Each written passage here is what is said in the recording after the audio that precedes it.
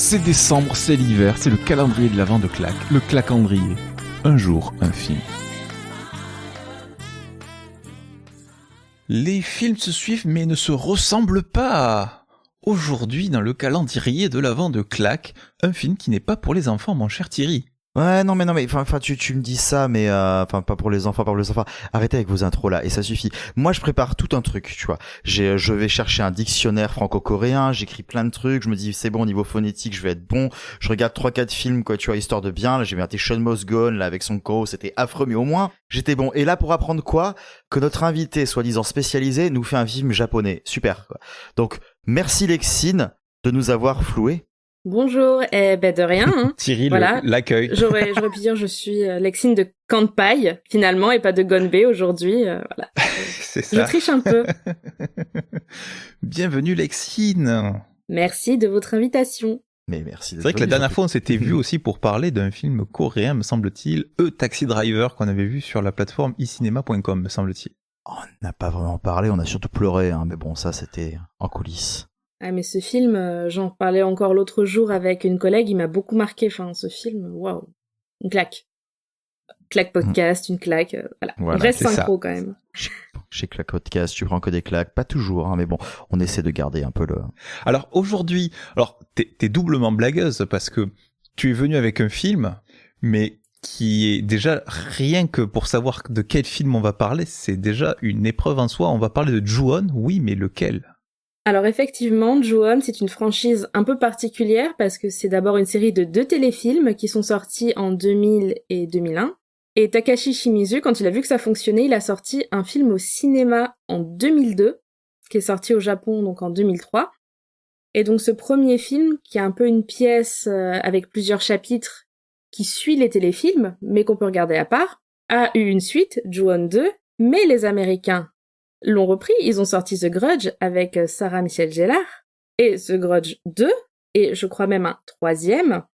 Et après ça, il y a encore d'autres films. Au total, on a 6 films japonais, 3 films américains, et en plus, pour finir de brouiller les pistes, Netflix vient juste de ressortir une série, Ju-On Origins, qui est japonaise, qui est sortie là cet automne, que j'ai pas encore regardé, et c'est pour ça d'ailleurs que quand vous m'avez invité, j'ai eu l'idée de parler de ce film, qui est méconnu surtout parce qu'on connaît The Grudge, et que quand on veut chercher, effectivement, il y a pléthore de films qui sortent. Donc là, c'est Ju-On, The Grudge, sorti en 2002 par Takashi Shimizu. Tapez directement Ju-On, J-U-O-N, 2002, vous trouverez plus facilement avec l'année directement. Ah, c'est le même bordel que pour Ring au final, quoi. Exactement. Et c'est la même époque en plus, 2000. Mais c'est ça qui est bien. Mais après, voilà, bon, ça dépend de parce prod, que si on adore.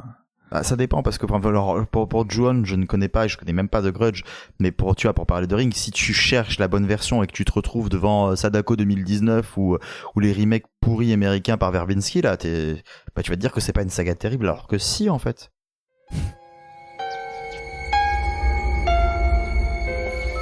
ごめんください。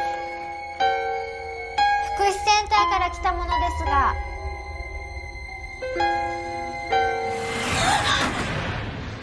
Et qu'en est-il de Ju-On? Déjà, Ring, ils ont triché, c'est Ring et The Ring, donc là, c'est impossible. Ju-On, honnêtement, Grudge, c'est un film qui est ok. J'aime pas parce que j'ai vu les films japonais, et donc le film dont on va parler, c'est un film que j'ai apprécié, qui a quand même vieilli parce qu'il date de 2002, et c'est vraiment le lancement de la vague de la J-horror, justement, à l'époque de Ring et tout ça. Et Ju-On de The Grudge, c'est un film qui, je trouve, est intéressant sur plein d'aspects. C'est un film qui est découpé en chapitres, chaque chapitre parlant d'un personnage, donc il y en a 6. Et on ne parle pas du tout des événements du téléfilm qui justement sont les événements qui ont amené le fantôme vengeur, parce que Ju-On est un Yurei Eiga, c'est-à-dire un film qui parle de Yurei, donc c'est l'âme, le fantôme qui reste sur Terre après la disparition d'un corps, et dans la culture populaire ça donne l'Onryo, l'esprit vengeur. Et ça a créé un énorme courant qui s'est retrouvé dans les jeux vidéo, qui s'est retrouvé un peu partout, qui maintenant un peu a contaminé entre guillemets la culture occidentale avec The Haunting of the Hill House qui répond un petit peu au même code. Et en fait le film démarre avec une petite apparition à l'écran d'un petit texte qui dit, là je vais citer simplement, « La malédiction de celui qui meurt, en proie à une puissante colère, se manifeste dans les endroits où ce dernier a vécu. Ceux qui y sont confrontés meurent et la malédiction se perpétue. » Donc déjà, on est mis au parfum, c'est une malédiction, et elle part d'un lieu. Qu'est-ce qui s'est passé? Et là, on voit juste une image d'un homme qui vient de tuer sa femme et son fils et le chat noir. Ah non, pas le chat. Et là, on arrive directement sur un écran qui dit Rika. Et voilà, on arrive dans un film qui n'a pas l'air d'être un film... Enfin, qui n'est pas sombre au départ. Vraiment, Rika, c'est une assistante sociale bénévole, surtout une grosse bonne poire. On lui dit, vas-y, on trouve pas l'ancienne assistante sociale, va voir une vieille dame atteinte d'aphasie et occupe-toi d'elle. Et elle arrive dans cette maison, et c'est là que le film démarre. On va pas forcément s'attarder que sur Rika. Par contre, ce qu'on va voir à chacun des 6 chapitres, ça va être cette maison. La maison qu'on a vue dans les toutes premières images et qu'on verra dans les toutes dernières images, c'est la maison où est partie la malédiction. Et ce que j'ai adoré dans ce film, c'est qu'on a une malédiction qui part de cet endroit, et justement les personnages qui vont intervenir vont la faire sortir de la maison. Et donc la malédiction va se promener autour des personnages. Voilà, donc la malédiction, on le voit sur les affiches, il y a un petit garçon tout pâle, et son chat. Souvent le petit garçon, il fait des miaulements. Il y a un court-métrage qui présente bien le film, qui s'appelle Ça, donc 44444, qui est le film qui représente la mort en Asie, et qui tease un petit peu, si ça vous intéresse, il est sur YouTube, vous tapez plein de 4, Takashi Shimizu, vous allez le trouver. Et en fait, c'est... Oui, parce qu'il y a aussi eu 2 petits courts-métrages avant Ju-On. Vraiment, il y a tout un univers. Ah ouais.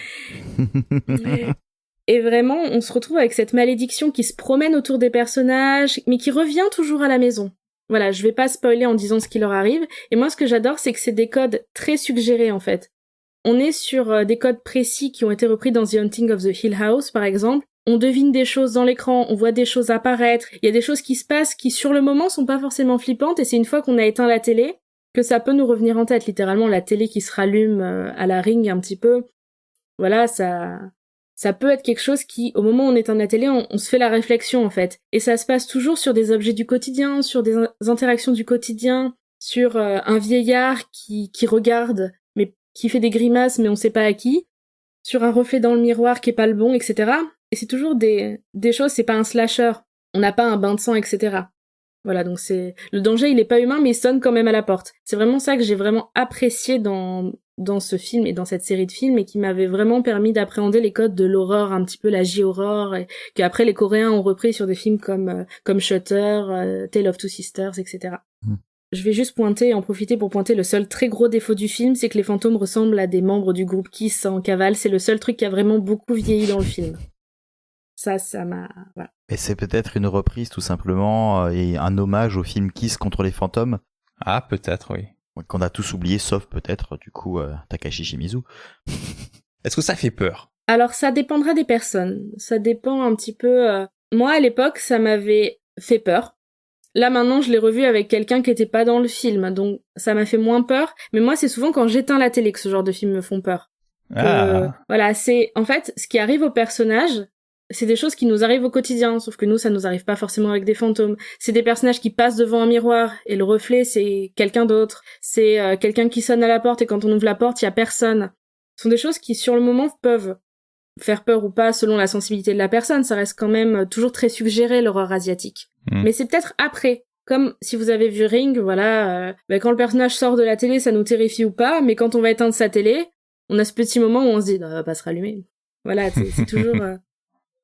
Ce qui devient effrayant, c'est après coup l'écran de friture de la télé, etc. Moi, je trouve que c'est plutôt ça qui fait peur. Après, il y a 1 ou 2 jumpscares, mais c'est pas vraiment le principe du film. Le principe, c'est vraiment de voir cette malédiction qui se répand. Et c'est plus du malaise et ces moments où on se rend compte que quand on est seul chez soi, qu'on entend un bruit, qu'on se dit « Ah !» Ça nous rappelle une scène du film. C'est plutôt ça, je trouve, qui fait peur. Et l'univers qu'il y a autour, en fait. Ce qu'on voit pas, mais qui est là. D'indicible. Et ça, c'est vrai qu'alors, je sais pas si, enfin, moi, je connais pas non plus immensément la J-horror, tu vois, mais c'est vrai que bon, on parlait de Ring, moi, je pense à Darkwater aussi. Et c'est vrai que généralement, la J-horror, moi, que je connais, ça se base énormément sur l'ambiance, et moi, ça me terrifie. Parce que justement, l'ambiance est parfaitement retranscrite et il y a rien de graphique à l'écran, on te montre pas grand chose. Mais par contre, tu ressens vraiment tout parce que, tout le reste est très travaillé, que ce soit justement les réactions des personnages, les lumières, le son, et c'est un vrai truc qui te prend au trip et qui est pas une expérience du moment. C'est ce que j'aime bien avec ça. Malheureusement, l'ambiance... Alors, Darkwater, pour moi, c'est la référence ultime. Le film est parfait, je trouve, à mes yeux, dans le genre de la J-horror, alors que Ring, on sent qu'il a vieilli. Quand on voit apparaître des fantômes face caméra, le fantôme, il est tout blanc.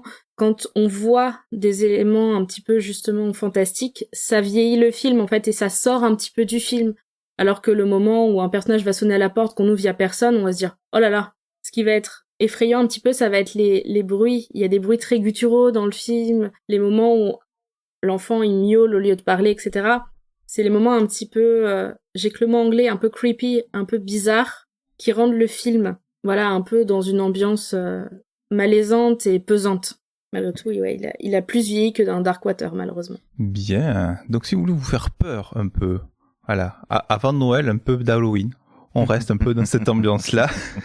Ah, mais Noël, tu sais, indirectement, ça fait peur. Ça dépend, oui. Dans certains slashers, pourquoi pas. Thierry, si on veut se faire Oui, c'est peur, moi. Où peut-on trouver The Grudge? Alors, à part le fait que vous jouons risquez... à The Grudge. Ouais, joue on Grudge, hein, parce que sinon, on va encore choper le mauvais. À part le fait que j'imagine qu'il doit pas coûter bien cher si vous voulez vous l'acheter en version physique. Parce qu'il a été édité en grande masse par Metropolitan. Il est disponible à la loc sur Google Play et sur YouTube et sur une plateforme que je ne connais pas. Je vois pas exactement ce que c'est. Ça s'appelle Cinéma à la demande, mais du coup je sais pas si ça joue sur tout. Non, c'est un site qui s'appelle cinéma-à-la-demande.com. Voilà. Vous pouvez le trouver à 2,49, un peu moins cher que d'habitude. C'est bien quand on voit des émissions préparées comme ça à l'avance. Bon, ben cool. Alors moi, comme ça, je vais pouvoir agrandir ma culture en cinéma d'horreur, parce que moi, par exemple, dans la série The Ring, le seul que je connaisse, c'est The Bling Ring. C'est aussi du cinéma d'horreur. Moi, c'est Sofia Coppola, on en a parlé. Troll facile. Bien. Voilà. Il y a pas Eleonore pour me défoncer si je dis du mal de Sofia Coppola, alors je me lâche. Non, mais je vais pouvoir sampler ça, c'est bon. Je l'enverrai. Merci Lexine. Merci à vous pour l'invitation. Merci Lexi. Et j'allais dire joyeux Noël, mais non, pas encore. On y est presque, joyeuse fête. On est un peu en avance, on dit joyeuse fête. D'ailleurs, joyeuse fête à toi, Lexine, joyeuse fête à... Bon, toi, Thierry, tu t'en fous. Donc, je l'économise et je l'offre aux auditeurs. Voilà. Et on se retrouve demain pour un nouveau film. Encore plus joyeux. Et peut-être pas aussi effrayant. Voilà. Plein de bonheur pour les auditeurs. Plein. Mais pas de joyeuse fête, hein. Mais plein de bonheur pour les auditeurs. Plein de bonheur. Bisous. Bisous. Bye bye.